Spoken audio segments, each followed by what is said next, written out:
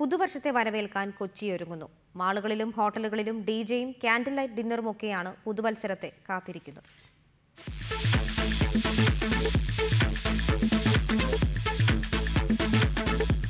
കൊച്ചി പഴയ കൊച്ചിയല്ല, ആകെ മാറി.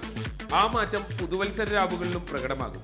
കൊച്ചിയിലെ പുതുവത്സര രാവിനായി യുവാക്കളെ പോലെ ഇപ്പോൾ കുടുംബങ്ങളും കാത്തിരിക്കുകയാണ്.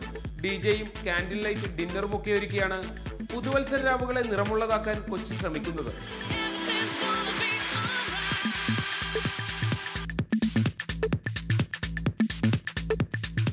വിദേശയാത്ര വരെ ഡിജെ പാർട്ടിയിൽ പങ്കെടുക്കുന്നവർക്ക് സംഘാടകർ വാഗ്ദാനം ചെയ്യുന്നുണ്ട്. ഫാമിലീസാണ് നമ്മളുടെ ഭൂരിഭാഗം കോൺസെൻട്രേഷൻ.